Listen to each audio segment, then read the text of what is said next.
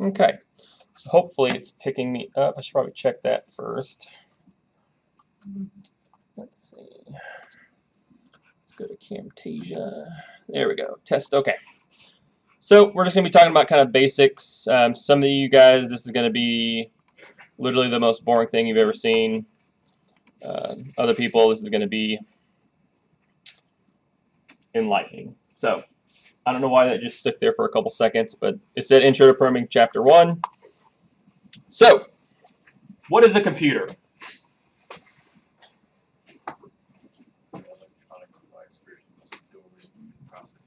Yeah. What are some examples of a computer? Cell phone, computer, laptop. Game systems. What about your toaster? It's a smart toaster. Yeah. Some toasters you can put your bread in and like push the button down and then like set it for like 10 in the morning. And then so 10 in the morning, pops up, you get out of the shower, you got some toast. Same with your coffee maker. There's smart refrigerators, yeah. That you can say, do we have milk? And you're like, no milk. You got washers and dryers out now that you can control with your phone. Yep, washers and dryers. So that's part of what they like to call the Internet of Things, but that's kind of out of the scope of this class. When you take cybersecurity, if you do take cybersecurity, you'll learn about that. So it's made up of hardware and software. What's some examples of hardware? GPU, CPU, Monitor, yeah. network card. The NIC, if you will. How about someone that's not in the front? What's another piece of hardware? Don't be afraid. No wrong answers unless you're wrong. Yeah, graphics chips, any kind of GPU, graphics processing unit, stuff like that. What about your keyboard? Yeah. Peripherals. Yeah. What's an example of an input? Is a keyboard an input or is it an output? It's an input. Yeah. So that's essentially how the user interfaces with the computer, be it mouse, keyboard, one of those little like talk things where you like dictate what you want to write. What's some output? Monitor. Anything else? Speakers. There you go. Very good. What about the printer? Is a printer input or output? Yeah. So all those kind of things make up essentially your computer and how we interact with it. And then there's software, which pretty much tells the hardware what to do. That goes down to like the kernel, the system software, firmware on a chip. That's a bit of software. NOS. What's that? Network operating systems. Yeah. Stuff like Linux, Solaris, Windows, Apple, or iOS, whatever they want to call it. The Apple tree. I don't know what it's called. Whatever. I don't use Apple. It's garbage. Except for I do want to get a music studio. I'm kind of building one right now. I think I'm going to get a Mac just because it doesn't have as much other stuff. Because I'm not going to game on it because it's not as easy as Windows. But so maybe one day I'll own a Mac just for sound editing and stuff. So.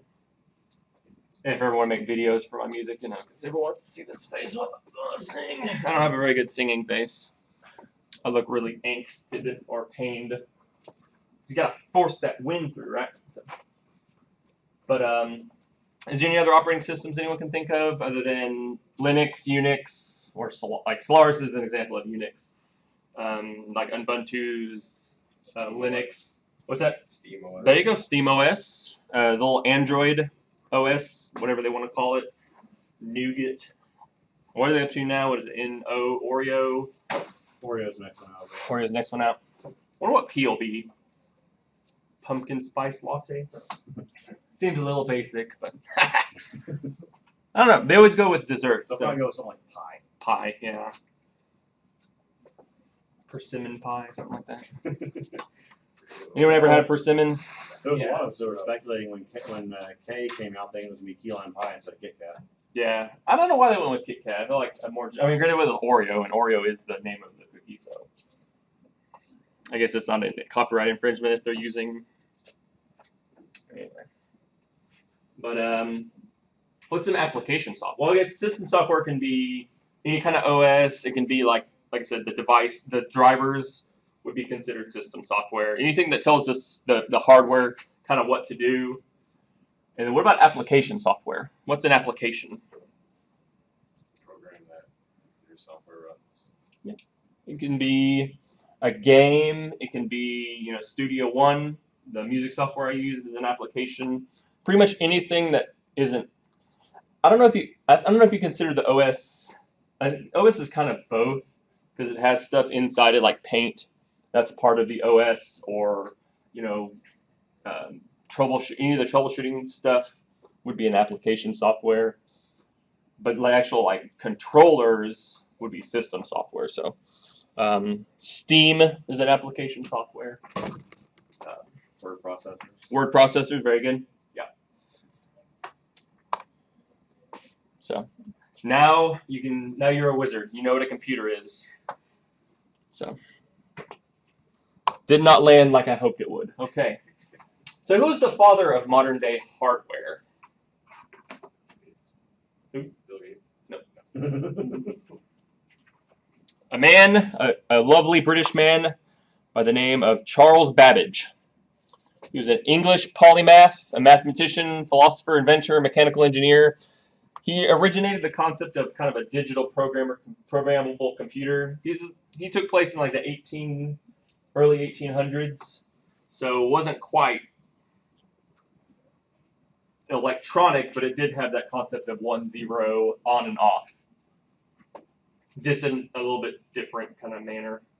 I could find a good quote for him. At each increase of knowledge, as well as on the contrivance of every new tool, human labor becomes abridged. So as something new comes out, either your job gets easier or your job changes. So the computer is a very good example of that. Used to have to use typewriters, and then the word processor came out, the old Apple IIs. Punch cards. Punch cards, yeah. Punch cards were the very first programming thing. So who's the mother of software? Alleged. There are some people who say maybe she didn't do all that people claim she does, but in most IT circles, either she did it herself or she helped inspire it. So, anybody know? What did they teach you in high school? Like, clearly, Ada Lovelace. Ada Lovelace was an English mathematician and writer, chiefly known for her work with Charles Babbage's analytical engine. She was really the first to recognize the machine had applications beyond pure calculations, like not just 1 + 1, but if 1 is greater than 2, then this kind of stuff. Published the first algorithm intended to be carried out by such a machine. As a result, she's sometimes regarded as the first recognized full potential of computing machine, and the first computer programmer. Now, whether or not, there is some debate, but without her, it probably would not have happened the way it did. So, Charles Babbage is the father, she's the mother.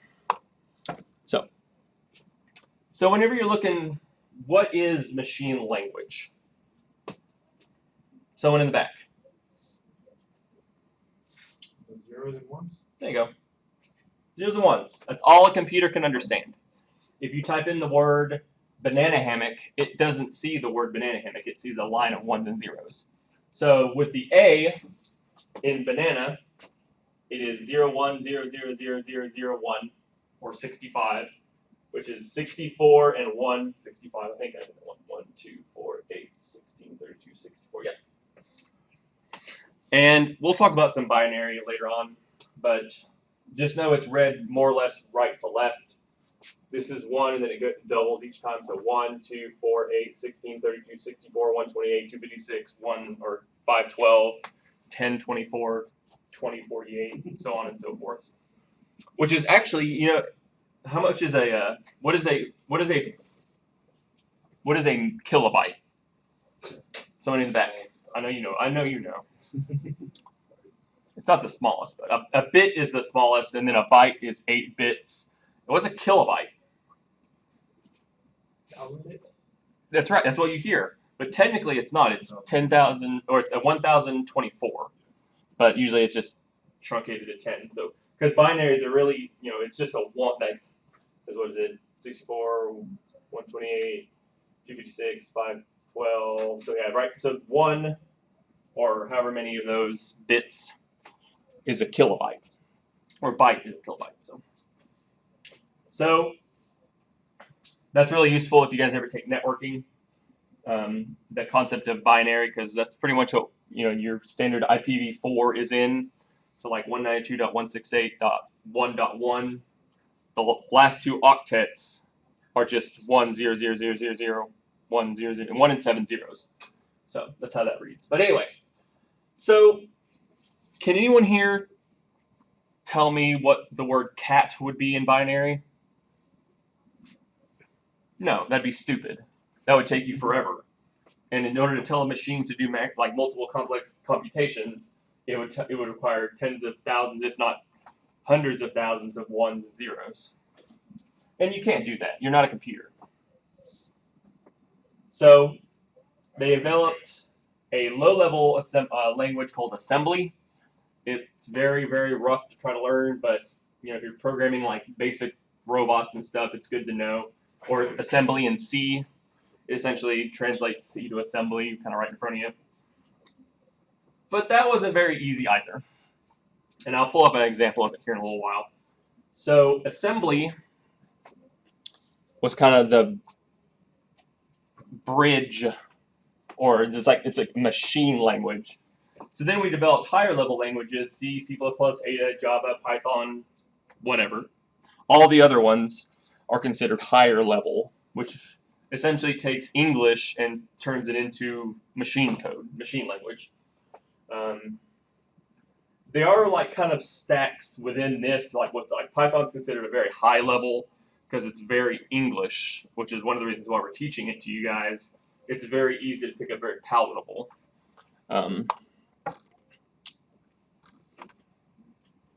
So Python is a scripting language. And then there's also object-oriented programming. So in simplest terms, scripts are interpreted. So as you put in lines of Python, the computer goes through it and says, line 1, what do I do? Okay, I do this. Line 2, what do? I do this. And examples of that are JavaScript, Python, VBScript, PHP, I think Perl, Ruby, Crystal.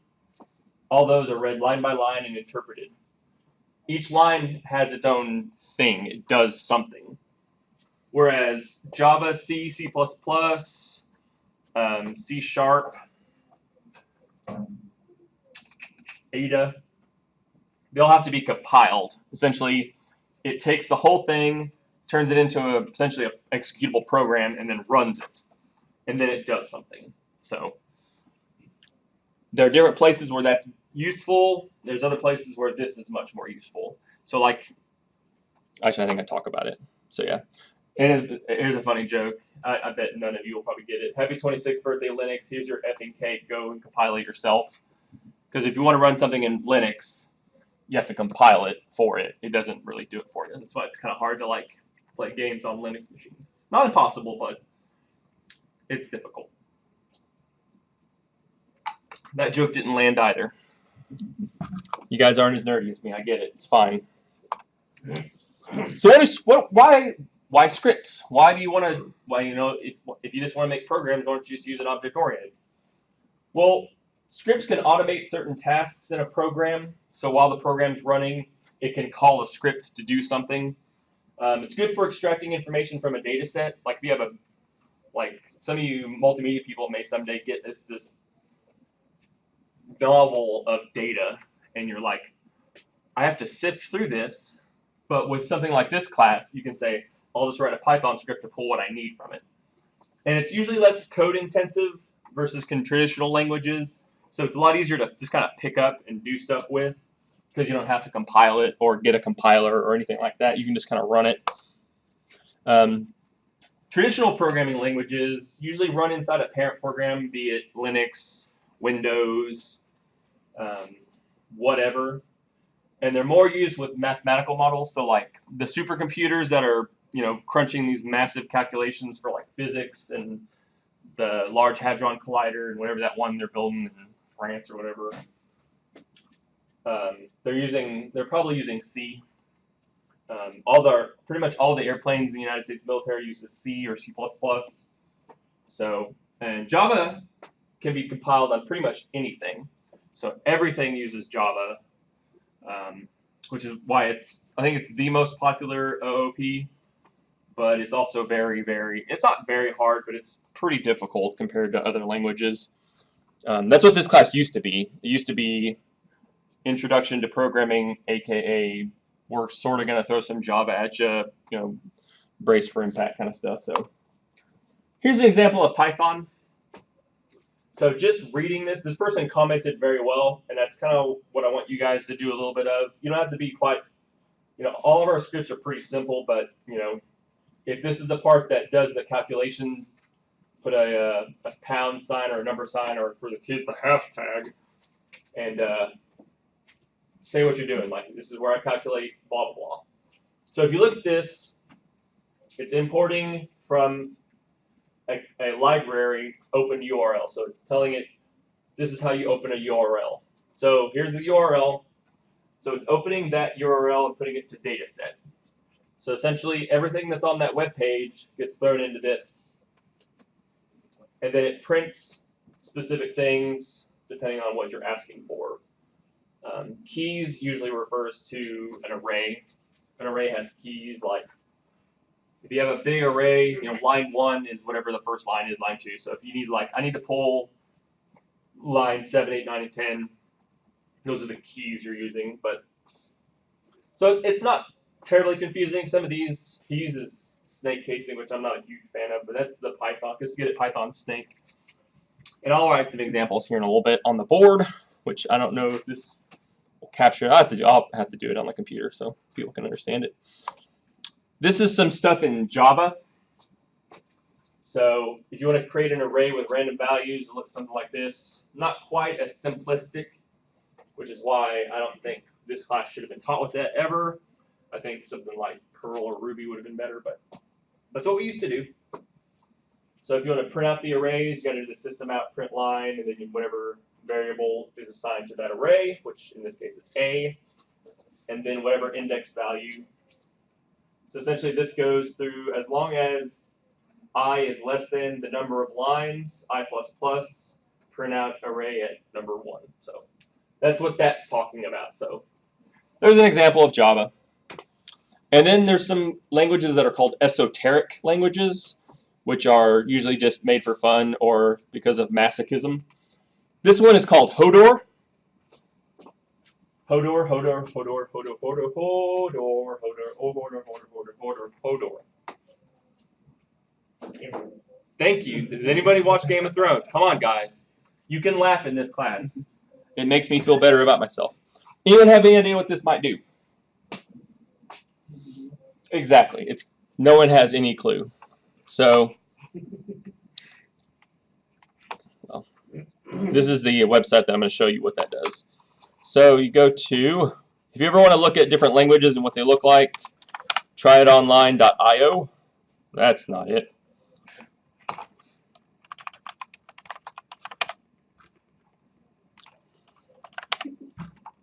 That's not what I want to do. Google.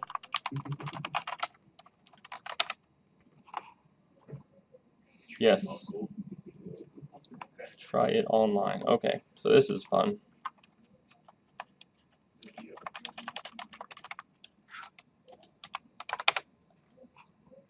.run. Ha. Oops. So let's just go there. So we can look at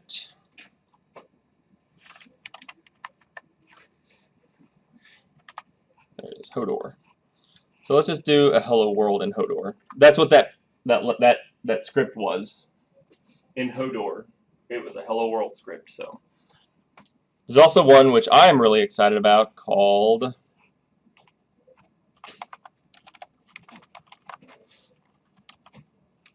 Hexagony. That is hello world in Hexagony, which is not really showing the actual, because it's supposed to be in a hexagon, but you can also you can use this website for actual programming languages. So this website is not as easy as it should be. Let's see, where's Python at? Elemental Python 3. Hello world in Python is literally that. So super simple. So that's essentially the answer to next week's assignment. Do hello world. So not that you couldn't just Google hello world in Python, but we're also going to install it or learn how to install it on your home machine. So what else? I had something else I wanted to talk about. But what was it?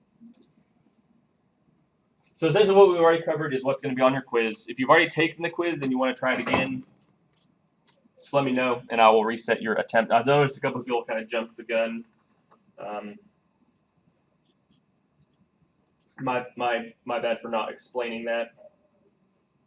I remember what I was going to look up.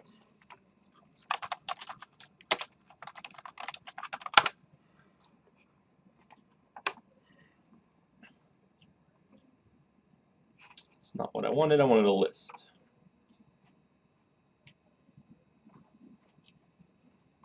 I know what I'm. Who?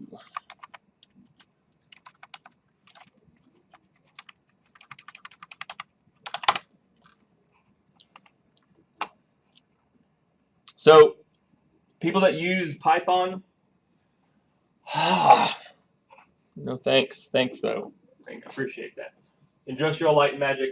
I imagine that's probably someone who made this list. They work for that company because I've never heard of them. But Google, Facebook, Instagram, Spotify, Quora, Netflix, Dropbox, Reddit, and there's other people as well. They all use Python in their algorithms or whichever they're doing.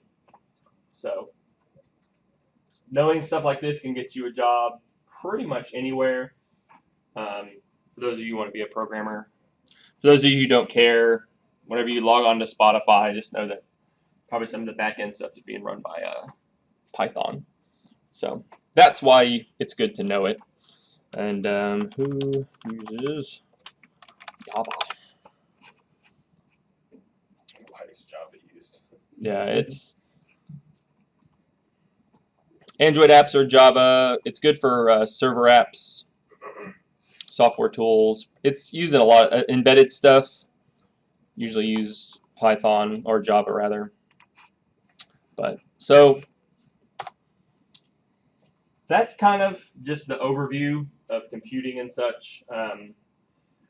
This class is going to start kind of slowly because usually I'm used to teaching this online or where it's just one day a week. So, but once we actually get into it, we'll have a little more time. But that's pretty much it. I don't really want to get into actually using Python just yet.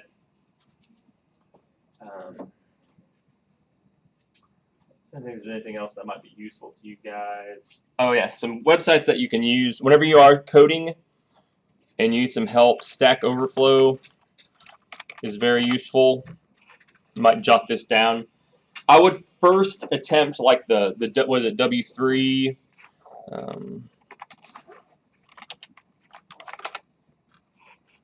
W3 Schools is great just for kind of learning what the syntax is. So I would definitely write down w3schools.com because we'll talk about pretty much everything on this list over here. What was the first one? Stack Overflow. If you have like say you're like, I want to pull something from a data set and I want to run regex against it. What am I doing wrong? You can just type in Python regex searching data set, and usually you'll get a Stack Overflow, and usually someone's asking your exact question. So pretty much every question that you could ever have in Python has been asked on Stack Overflow. Now, the validity and the usefulness of it sometimes in question. Sometimes they're using Python 2. We're using Python 3, so some of the verbiage and the syntax is going to be different. So, take that with a grain of salt. Don't just copy and paste from Stack Overflow, paste it into your program, and send it to me because it probably won't work. And then I'll grade you very harshly. If you send me a program that does not work, granted, I'm just going to have you send screenshots, but if you just send it and then it doesn't work, you expect to lose about 50% of your grade on that assignment. And then if everything else is right, at most you can make is an F on that assignment. So get it to work. Practice it a few times, run it a few times. If you can't get it to work, ask me, ask Stack Overflow, look up W3S schools. Maybe you're just missing a colon or a semicolon somewhere. But don't send me garbage code. And you think like, well, no one would ever do that. It happens every semester. I get 3 or 4 assignments that just don't run. And that's whenever I had people send me the code. Now I'm going to be much more lazy and make you do it. So, because I have like 84 students in this class now. So that'd be a lot of code to dig through. A lot of code to dig through. So I don't really want to do that. No, I have 84 students total. So I have 29 plus 20, so 49. 49 Python, intro Python programmers. So that'd be a lot of code to sift through. And also, let's see, there is a website you can actually run it. Try It Online is useful. Try it, tio.run. If you just want to like try, like if you're at work and you don't have Python installed, you can do that website and it'll pretty much test everything for you. Slow day at work or whatever. But there's also, is it Reply? What's it? Rep dot. There it is. repl.it. I don't want to do that right now. So you can just do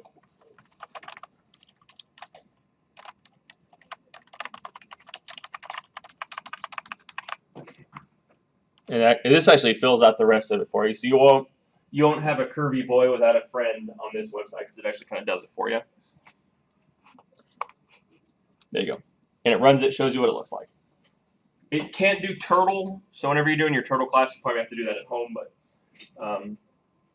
I'd say the biggest things people run into are parentheses, quotes, and stuff like that. Python is built so you don't have to use the curly brackets, so rejoice. But you do have to stick to their guidelines. So like every line that is subservient to the previous line. So if I were to do, let's do. Well, I think I have to define x. X equals 1. So if x greater than 2 or greater than 3, well, I'm going to butcher this. I think I have to put in parentheses. You have to do the thing they want you to do is 4 spaces. But if you do a tab, just stick with it. Whatever you do, stick with it. If you tab the whole time. If you use 4 spaces, use 4 spaces the whole time. Don't tab on one line and then 4 space on another one. You're going to have some problems. So I always do 4 spaces. I don't know if this is going to run or not. I've been doing PHP for so long, I keep wanting to put curly brackets and let's see, you can do else.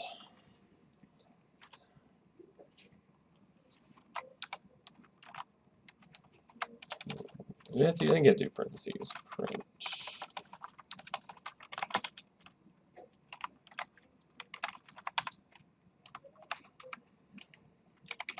See if it runs. See how my Python is. Invalid syntax. You get an extra. No. Not there. Maybe you don't need a parentheses on this. Well, that's embarrassing.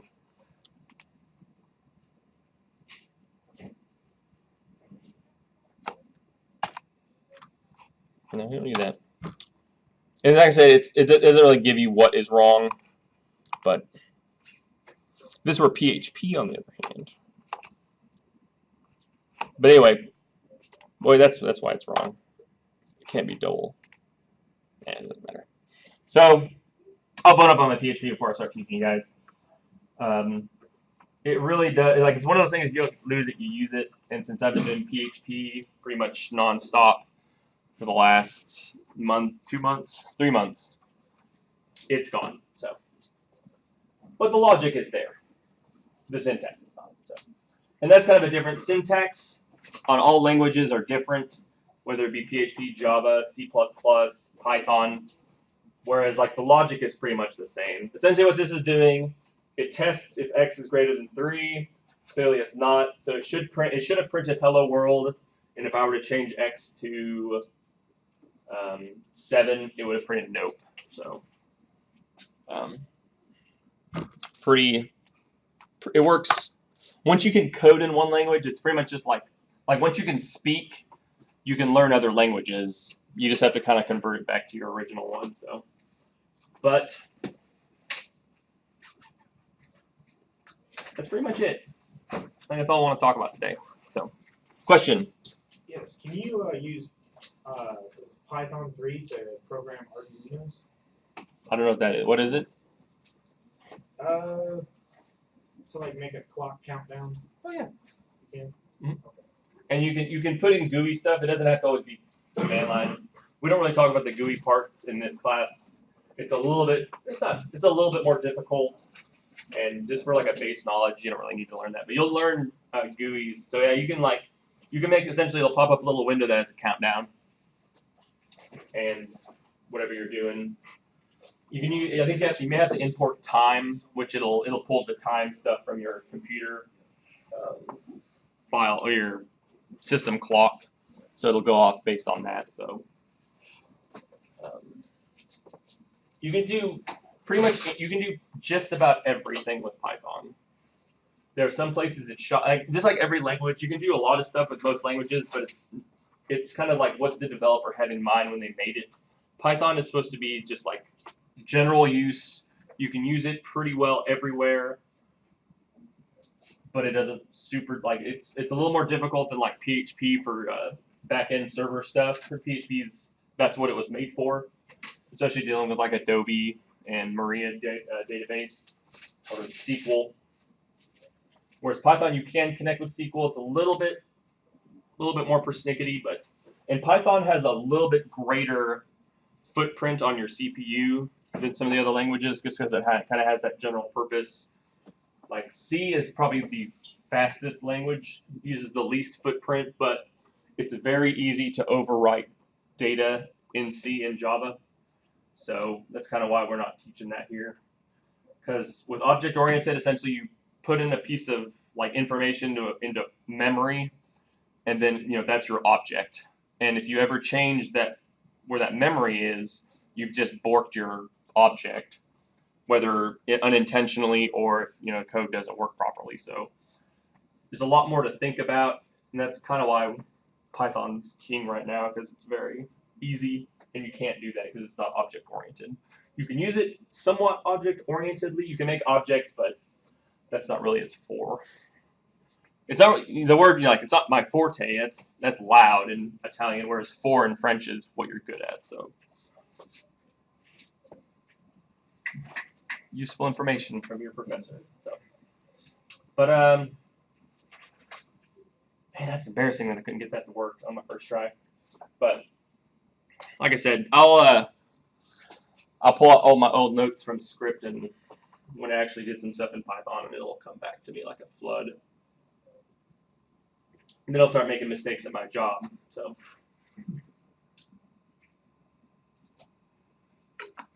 any other questions? I'd like this class to go a little bit longer so people don't think I'm a lazy person, but you want my opinions on world politics or anything? Anything? We can talk about whatever you guys want. Probably not. Okay. Well, do your quiz. It's due Sunday. No late work shall be granted unless your grandmama dies or something like that. So I'm not a monster, but I don't like grading stuff late. It just makes more work for me because then I have to worry about next week's stuff and going back to like chapter 1. We're like 6 weeks in, so get it done. Easy points. There is a little bit of mathematics. Oh, I was going to talk about casing. One more thing. I'll do it on the computer. Okay. So when we start, why would it do that? That doesn't make any sense. Notepad ++. That's what I want, clearly. Okay. Ugh.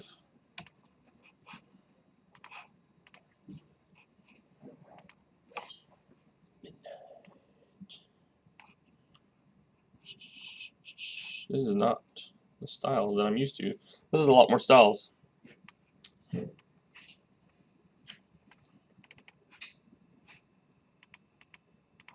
so we only have one default theme. Okay. All right, cool. That's stupid. Okay, so whenever you make variables, it's good to name them appropriately, so that if you ever come back to your program, 6 months later, you're not going, like what is this? What is this referring to? The proper way. So say you're looking at like a user database, you want to go like, so user database. That's called snake casing, where you do underscores in between each. It can't start with a number, and it can't. It's not supposed to start with a capital, I believe. I think you can in Python, but other languages will kind of be persnickety about it. So that would be a good name of a variable. I like camel casing, which is where the first word is lowercase, and then each following word is uppercase. That's what I would prefer, but you do you. Pascal is the opposite. And then there's like upper camel, which is like user database, but be informative with your variables. That'll make your pain a lot less whenever you're doing programs and you're trying to debug it. Because if you just have variable A, variable B, variable C, variable D, and you're like, which one's from the database and which one was my string search? I don't remember. And it just saves headaches. So use one of these two, whichever you prefer. And there's other ones too, but that's really the most common you'll see. I think Python suggests snake casing. So if you ever become like a super duper awesome Python programmer, that's probably what it's kind of one of those things you like when in Rome, do as the Romans. So if you get a job as a entry-level programmer, don't go in and reinvent the wheel for them. Whatever they name their variables, follow that. Whatever they comment, do that. Don't be a doofus. I have to follow that sometimes. Sometimes I want to do. They do really weird. In PHP, it doesn't really matter because each line is so like I have, name equals Bob. So in PHP, that's how you assign the variable name to Bob, and then you put a semicolon. That's like end of statement. But then they can go if string pose name, or no, it'd be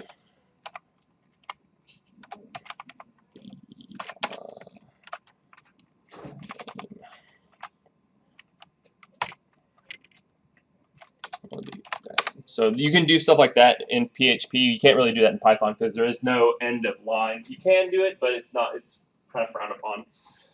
So in Python, you'd want to do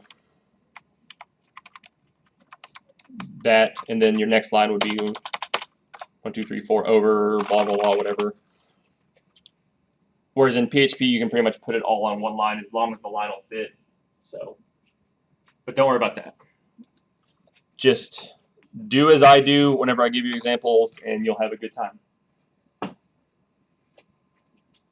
Any of this making sense? A couple people? Somewhat. It'll make more sense as we get into coding, which we'll start next week. So rejoice, we'll actually get down to the nuts and bolts of Python. But yeah. Oh yeah, also, at the beginning of all your scripts, I want... So your name, not my name. That would be silly. And then assignment 1, be uniform. Assignment 1 and intro to programming. I want that at the beginning of your assignment so I can keep everything straight.